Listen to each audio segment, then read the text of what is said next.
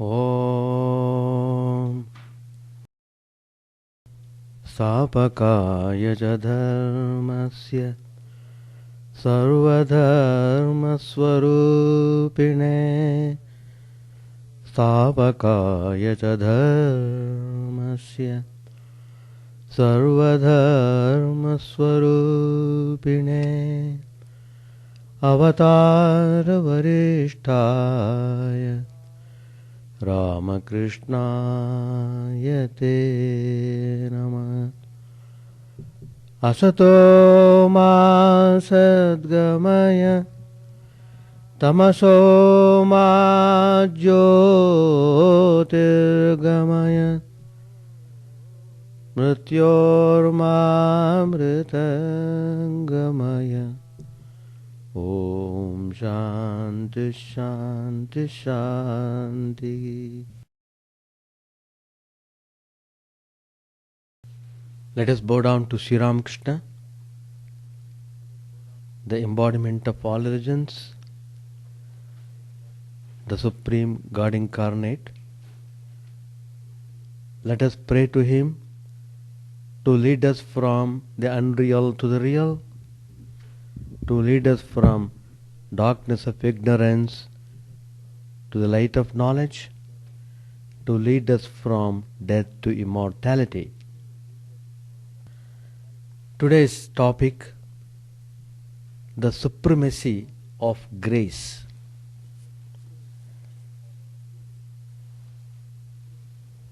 Actually, the whole creation is sustained by the grace.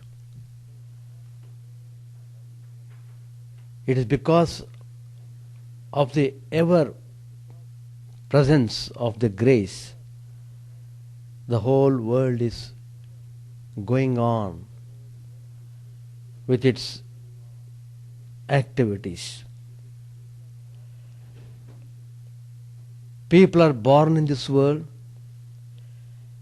People are made to enjoy the life.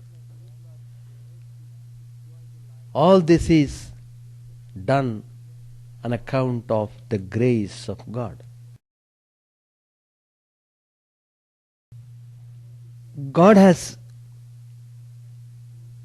assigned to everyone a certain duty.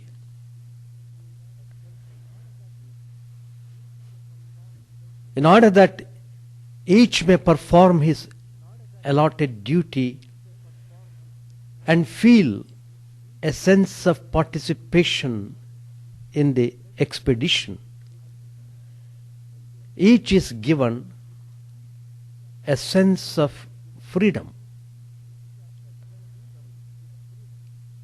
Because when you are free, you feel a kind of joy in whatever you do. A sense of freedom and accountability is essential to keep the man on the right course. Finally, we find that even that sense of freedom is a gift of God.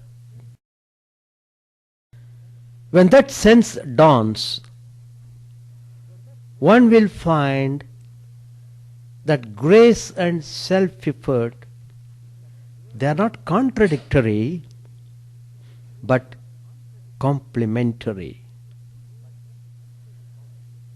Even to do a self-effort, God's grace is required. So it is not very easy for the person to turn himself towards God unless he has God's grace. God's grace comes to a person in so many ways. It comes in so many ways. One tries to understand the value of grace through experience, through hard trials and tribulations, one is forced to be awakened to the value of grace.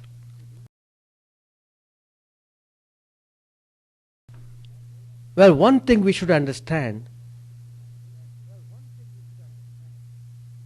that the supremacy of the grace is the foremost thing that we should understand. It is that ultimately abides. That means if it is the will of God, then only a certain thing does happen, otherwise not. There are many instances to highlight the supremacy of grace. Many stories are told about it. In the Upanishads also, we read about how the supremacy of grace is well established. There's a famous Upanishads, one of the 10 Upanishads on which all the Acharyas have written commentaries. That Upanishad is named as Kena Upanishad. It is very interesting to read that Upanishad, where you can clearly see how God's grace is manifested to the maximum. You know, always there are two forces in the world. One is the force of the good, and the other the force of the evil. There's always conflict. There's always fight between the good and the evil. So, finally the good will prevail. Truth will prevail. Adharma is replaced by dharma. This goes on. Sometimes the evil force becomes so aggressive, it is very difficult for the people to live on. At that crucial time, you will see how God descends, how God incarnates, and sees that the evil force is contained properly. So, the story tells that once there was a fierce battle between the Devas and the Asuras. Asuras represent the evil force, the Devas represent the good force. And the Asuras are also called demons in English. They have extraordinary power. They have got enormous power. They have acquired some powers by propitiating the Supreme God. And in that process they become so powerful. Once they become strong and powerful, they become arrogant. They become very aggressive. They become brutal. So that is the bad effect of the person who is not well trained in a spiritual way, is succumbed to this negative effect. Well, That's how the game goes. If everything is quite all right, then there won't be any game at all. So there should be some conflict so that you can enjoy the game. Some people go to theatre to see the drama. If it is simply comedy, people may not like. If it is simply tragedy also, people may not like. So tragicomedy, it should be mixed with both tragedy and comedy. Then people like. It's just a game, that's all. In the final analysis, everything is a game only. Leela Kshetra, Lord has said many times. So we are all here playing our game. So though the Devatas, that is not the Supreme Godhead, Devatas means the gods generally who have got into that status on account of their previous meritorious deeds. Everybody can become a Deva if he is a good person and if he has led a moral life and if he has done meritorious acts. He is bound to be born as a Deva. That means he will have good life and he can live comfortably, happily and joyfully. He can spend the time. That is the heavens, what we speak of. It is generally said in the heavens, people who are born in the heaven, they don't have old age. And they are not dead as the people die here. As long as they live in the heaven, they are youthful. That is the way how the Devatas live in the heaven. So all the time they are spending time in a very joyous way. Nobody thinks of Atman, or nobody tries to probe about the truth, about the mystery of life and so on. For those things one has to come to this earth itself. One has to be born as a human being to find out the mystery of life and death. In heavens you can't do that. Heaven is only a place of enjoyment. Hell is only a place of suffering. So people go there either to enjoy or suffer, that's all. But this earth on which we are living is a place given to us by God so that we can work out our freedom. We can find out the secret of life and death. So here in the heavens, when the Devatas, after exhausting their merit, how they disappear? Just they vanish, that's all. One fine day, the particular Devata is not there. Finished. Anyway, these demons were so powerful because of receiving so many gifts from God, and they would become so arrogant and haughty. And sometimes the Devatas were greatly humiliated. Then they were all feeling very much grieved because there were not signs of any victory. So they all went to the Supreme God and prayed for him so that they could get over this difficulty. And God helped them. Finally, the Devatas won the battle.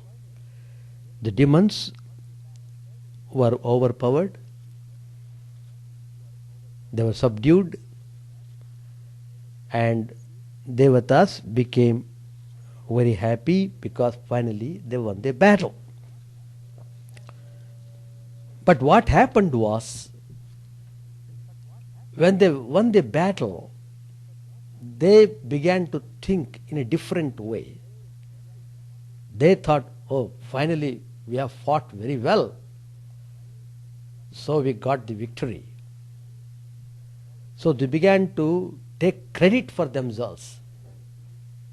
It is not because of their fighting they won the battle. It is because the Supreme God had helped them, because they became recipient of God's grace, they could win the battle. But now they were feeling little egoistic, that they were feeling they got the victory and taking all credit to themselves. That's not good. So whenever such things happen, the Supreme Godhead immediately takes correction to make the people understand what is real. So suddenly there appeared an incomprehensible spirit.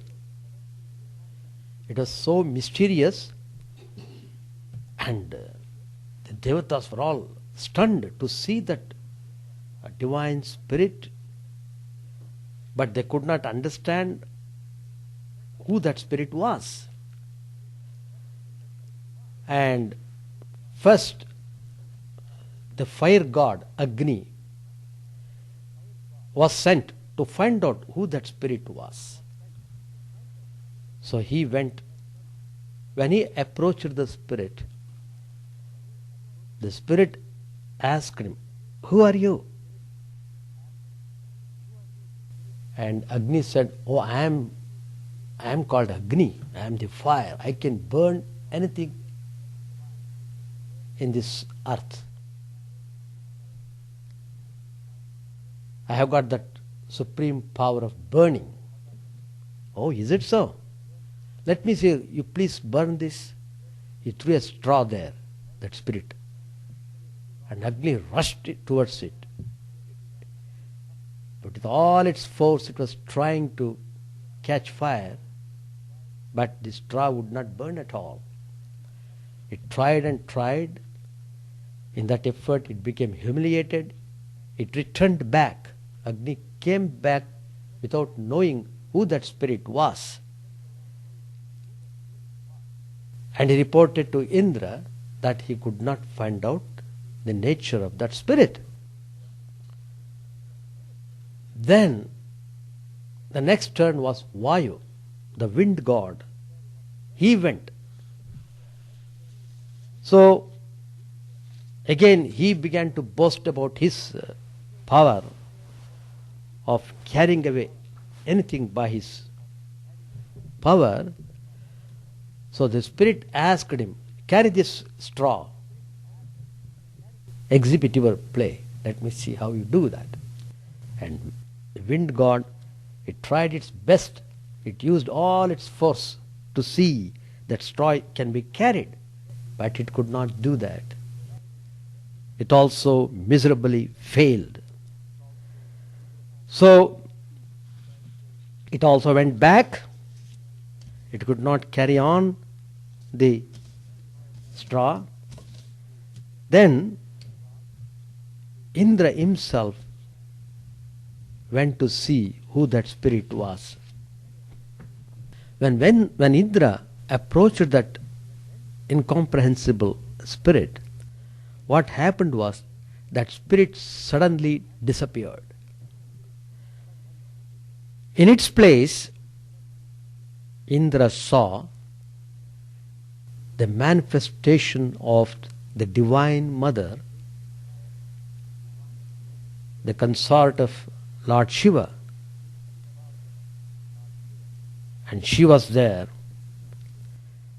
And when Indra asked that Divine Mother, "Mother, what is this all going on? What is this spirit? It was here before. We could not understand." Then the mother replied, "That spirit was indeed Brahman. So he has come to make you understand that your victory is because of the Brahman. So, through the victory of Brahman alone, you have gained glory.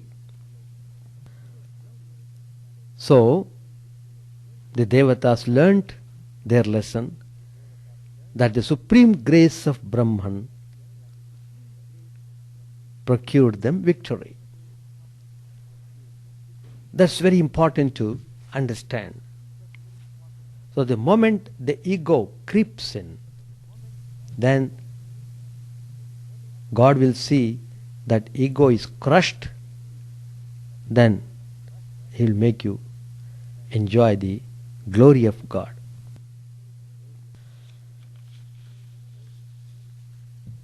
There is another famous incident in the Mahabharata also, which establishes the supremacy of grace. You know, there were two factions. The Kauravas, they were relying upon their superior force in men, material, and leadership. They wanted to crush the Pandavas. The Pandavas had not such a big army. They didn't have so much of material as the Kauravas had. But one supreme advantage they had, that was they had Lord Krishna as their guide. They knew very well that Lord Krishna was Supreme Godhead. So, Lord Krishna led them every moment. So, they became victorious in the end. And in the battlefield, Lord Krishna has given the message of Gita. It is so uplifting. Anybody who is disoriented or depressed or become worried, if he comes to the message of Gita, if he reads and follows the instructions given there, surely he will find how that divine grace would infuse strength in him to get over that weakness, to get over that depression, and he would immediately get out of that crucial state and he would feel immensely relieved. So, that message of Gita is to be understood by everyone. It should be learnt from the boyhood days, from the younger days. In the younger days, probably we may not understand the deeper meaning of the Bhagavad Gita, but yet you have to study them, because at the right time they come to your help. So when you grow in your life, when you grow in maturity, you will understand the meaning of the Bhagavad Gita and how it is very significant in your life. So the very important message Lord Krishna gives in the Bhagavad Gita through Arjuna is that one should take refuge in God, leaving behind everything else. If you try to surrender totally to the divine will, then you will see how you will be overwhelmed by the grace of God. The Pandavas had tremendous faith in Krishna, They followed his advice and finally they won the battle. So it was a victory of the supreme grace over material might. On the Kaurava side, there were very powerful, very strong men, Bhishma, Drona, Karna, but all of them were destroyed. It was possible because of the supreme grace of God, and that supreme grace showered on them so immensely. But before that grace could flow on them, in the initial stage, how Arjun behaved when he saw in the battlefield the army facing, he was little disturbed. He was disturbed because he was seeing in front of him his own very dear friends and relations, and suddenly some kind of philosophy entered into his mind, which in a way weakened him to the extent he could not fight.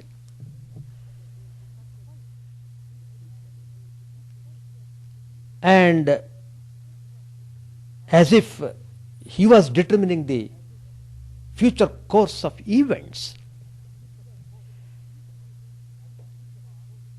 That means Arjun thought that because of him the war would continue and war would go on, and it would decide the fate of either one of them. So in a way he was exhibiting ego, and Lord Krishna observed it and saw that that was not a good sign. If you have to receive the full grace of God, you must never allow your ego to rise up its ugly head. So the ego gets a severe jolt in the face of death and destruction. Yet it is struggling to keep up its identity. It is the ego's resistance to the operation of God's will that is at the root of all worry and pain for man.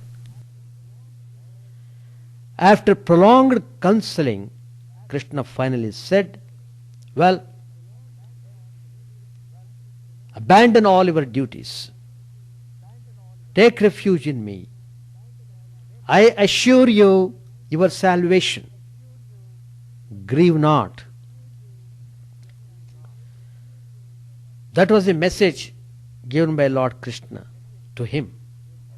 The human ego was eliminated and the divine will took possession of him. Then finally Arjun said, O Lord, by your grace my confusion is gone. I have gone back to the memory of my true being. My doubts have been dispelled. Now I will do your bidding. So that is how we see how the supremacy of grace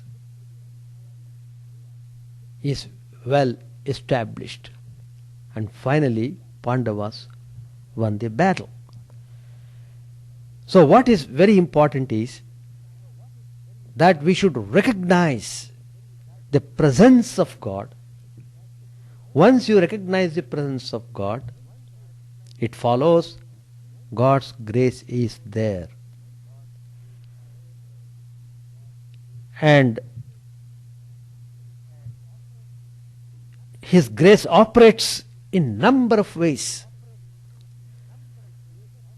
You feel The effect of grace when you turn towards God,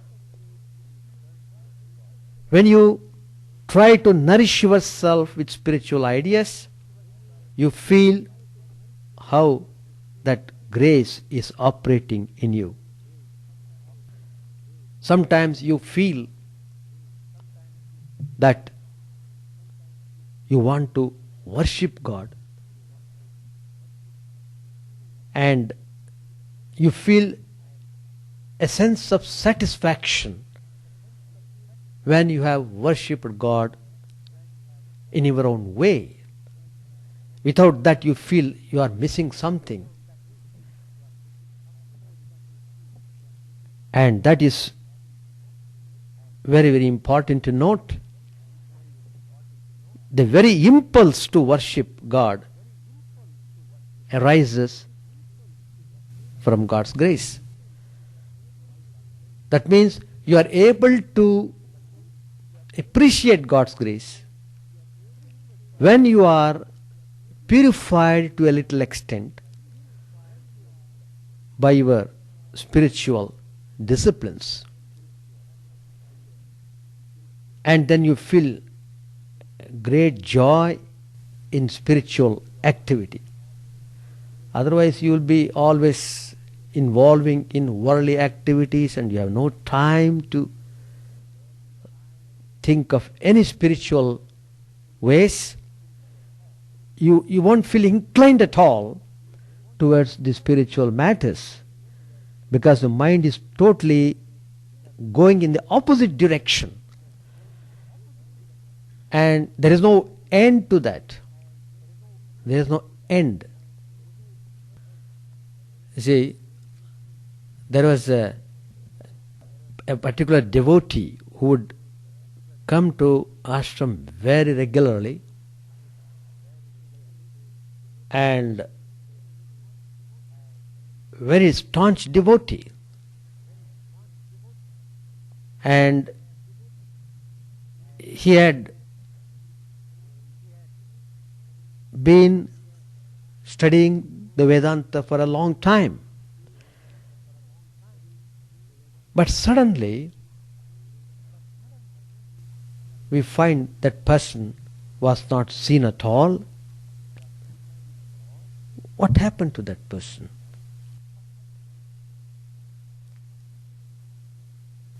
We understood finally that that person was involved in some worldly matters, and that he could not find time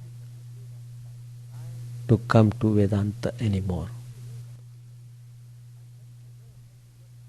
And that is the way how the world drags you. That's the way how the world pulls you towards itself. So, in order to get away from the worldly pull, you require grace. And grace operates in so many ways, as I said. One of the ways is a person will come in contact with a teacher, a guru, who is well established in spiritual life. That guru will inspire him, instruct him, makes him turn towards God, and that is the flow of grace. There is an instance in the great master, the father of Sri Ramakrishna. His name was Khudiram, a very great devotee of God. And once he was taking rest under a tree. When he was taking rest, he got a dream. He is there in the dream. The divine Lord is directing him to go immediately towards a particular spot where there is, we call it a salagram, a particular symbol, stone, like a crystal. You go there, it is lying there, it is protected by a serpent. Go and pick it up and take to your home and worship me. I am present in that crystal. He was astonished. And he was even telling, I am a poor fellow. Is it possible for me to worship with great devotion, etc.? He was just out of great humbleness. He was telling that. The Lord said, don't worry about all those things. The very fact I revealed to you that you should take me to your home shows that you have received my grace. That was enough. Suddenly he woke up, he went to the spot. When he went to that spot, just at that moment, a serpent which was protecting that crystal just went away in a different direction. And Kshudiram picked up that, brought it to his home, and he started worshipping it. Even now we have got that in Kamarpukur, the birthplace of Sri Ramakrishna. They have kept that salagram. Anybody can go and see that. All the worship is being done even today. And Kshudiram was very particular about worshipping salagram, and just like Shivalinga, salagram is a symbol for Vishnu. In fact, when he went to Gaya on pilgrimage, that is the place of Lord Vishnu, there in the temple he got a vision wherein Lord said, immediately I will be born in your home, and I am happy to be in your home, like the Lord said.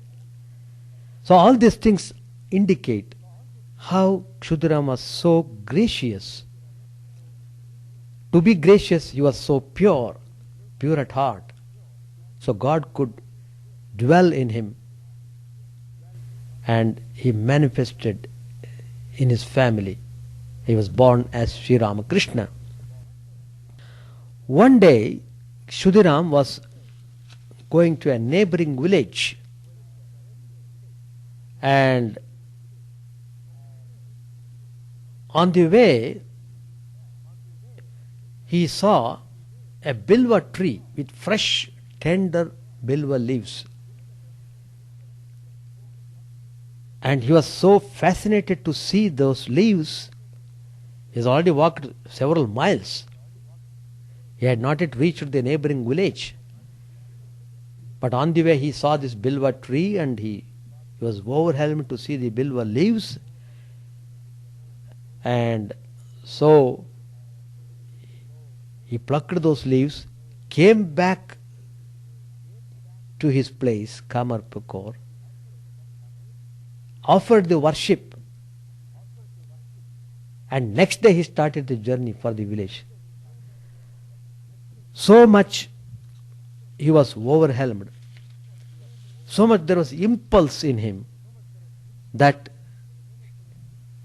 he immediately wanted to do worship of God. So God inspires you. Sometimes you feel, today I would like to chant 1,000 names of Divine Mother. Suddenly the idea will come, suddenly. Immediately you will feel, before that mood goes away, immediately take the book and begin to chant the 1,000 names of the Divine Mother. Grace is ever flowing, and it wants to uplift you every moment. and it wants to strengthen your love and devotion to God. So grace, you will understand the value of grace when you cherish love towards God. In order to cherish one's love towards God, the idea of ego, that should not become prominent at all. Then it's possible to understand the value of grace. And there are many instances in Holy Mother's life also. We find how Mother Sri Sharda Devi is a manifestation of the grace, Kripa Mai. She was full of grace, nothing but grace. Anybody could go to her and she was ready to bless the person, whoever it might be. Sometimes people who had committed all sorts of crimes, they would come and they would touch the mother's feet, and mother would feel as if her feet were bitten by a scorpion. She would feel so much of burning sensation. Immediately she would sprinkle Ganges water and try to contain that burning sensation. And some of the disciples would later on tell Holy Mother, Mother, you are suffering so much. Then why do you allow the people to touch your feet? They can just bow down to you from a distance. They didn't have to touch your feet.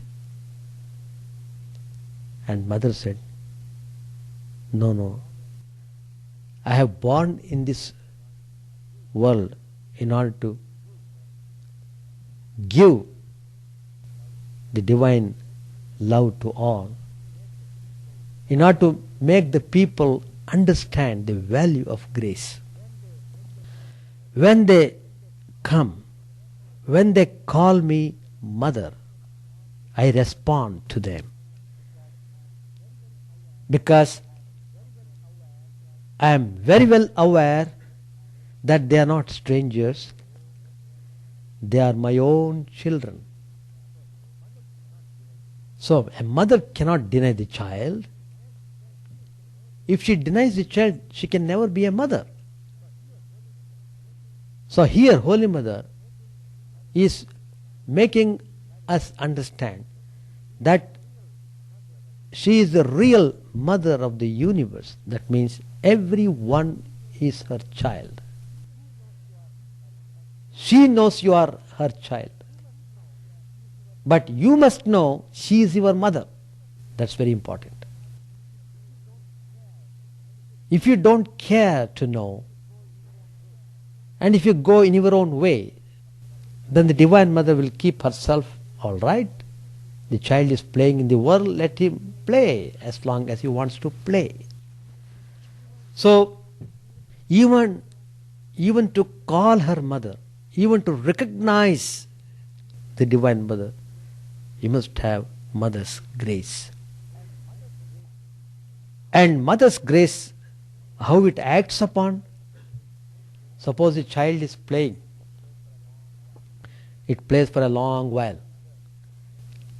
The mother feels for it. What is this child? It has played enough. Now it's the time for the child to take some food. That's all. Simply she is thinking intensely about the child. It is indirectly sending the signal to the child to cry for the mother.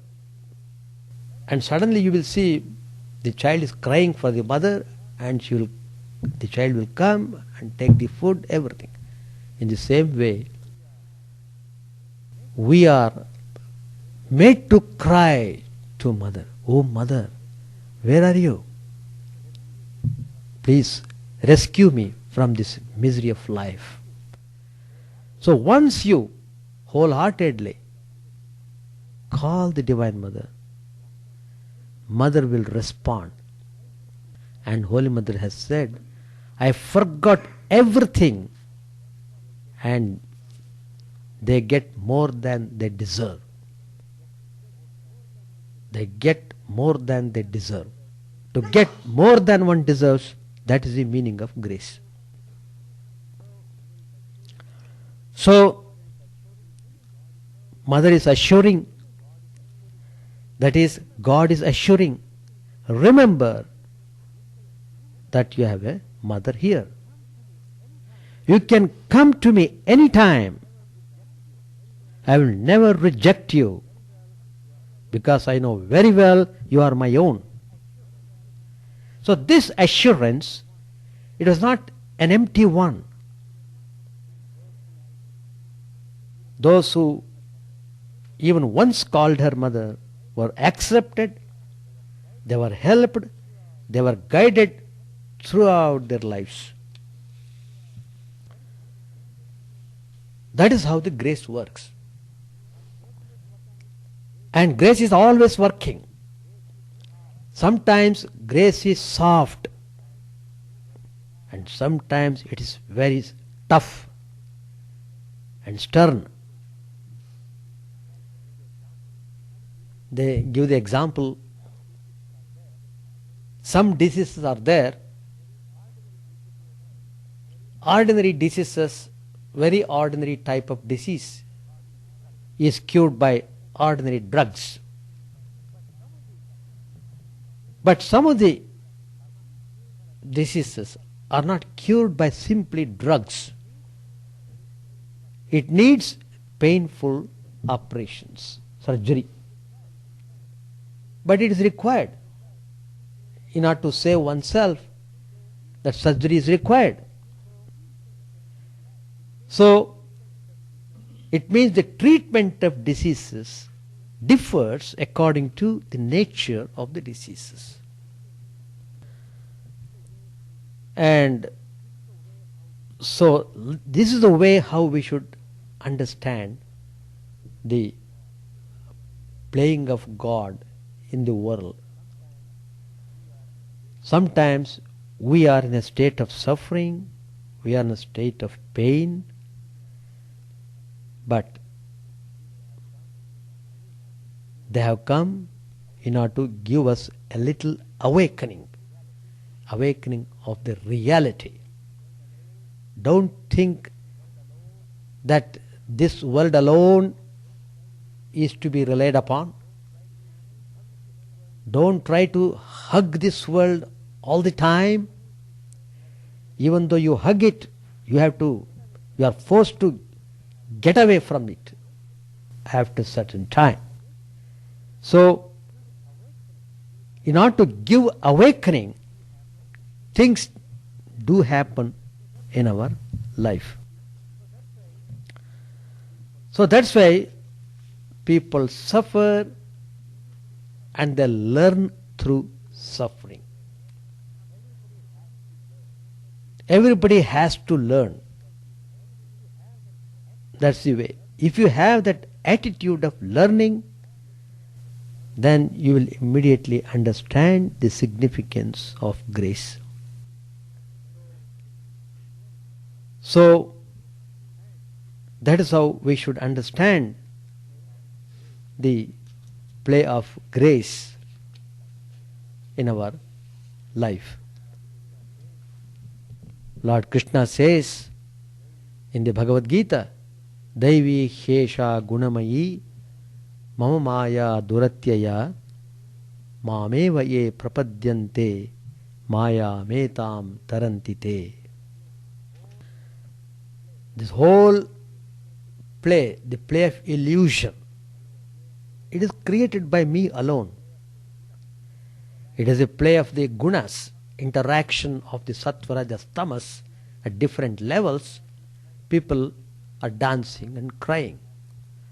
All these things are happening on account of the interaction, interplay of the gunas. But then, if a person takes refuge in me, then he'll be able to cross over this Maya. That means Sri Lord Krishna here provides with invaluable intimations about Maya, how to transcend it, and also he gives the idea about grace. So the Lord himself is the creator of the Maya.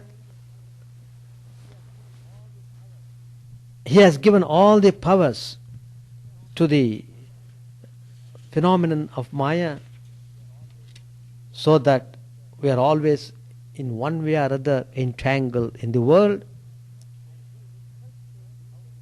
And he himself says how to cross over this illusion and teaches the royal means in the words, those who devote themselves to me, they will cross over this illusion. So here he is giving the hint that if you cherish love towards him, then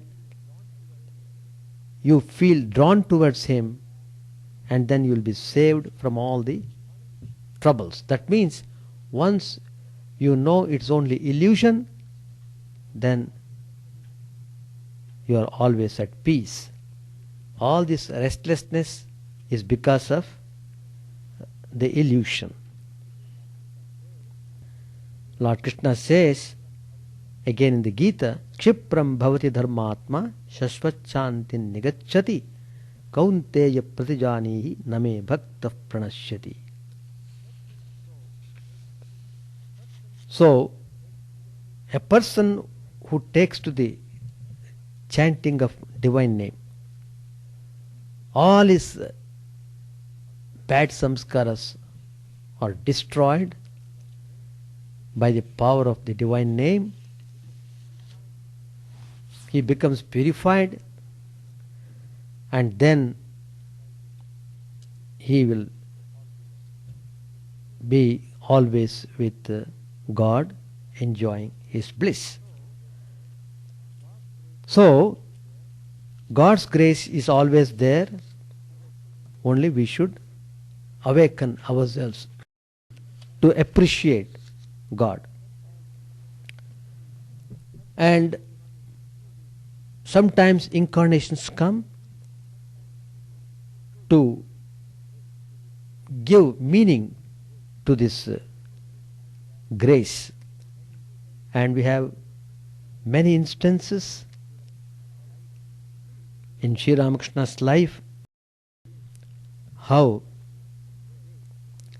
by his grace Girish Chandra Ghosh was totally freed from all his sins, and he became a transformed person. The most hated and who had committed lot of crimes now has become a devotee, and he tells many times overwhelmingly that he has received the infinite grace of Sri Ramakrishna, and he was even telling people that Sri Ramakrishna was not an ordinary person like us, but he was a supreme Godhead. Finally, we have seen how Sri Ramakrishna showered his grace on the Kalpataru day, January 1st, 1886. It is a very remarkable day. Without being asked, Sri Ramakrishna himself opened the floodgates of grace. He called everyone who was present there, whether the person was deserving or not deserving. Just he called them, come along, because Sri Ramakrishna knew that he would not live any longer, and this is the last action to be done, to show them, give them the idea of grace, so that they can perpetuate and live their life accordingly, so that the devotees also can follow the same way. So he made them, everyone come to him, and he touched them, and he made them realize the presence of God in their heart. Everyone was blessed on that day. So it's called Kalpatru Day. For the first time, they were all feeling how true it was that God was dwelling in their own heart. And everyone was very, very happy and blissful. And that is the way how the infinite grace flowed upon the devotees, and Lord made them aware of that. That is the supreme grace. The supreme grace of God is there always operating on the whole creation. The whole thing is going on account of the supreme grace of God. If that is withdrawn, everything falls back. So let us try to feel the presence of God.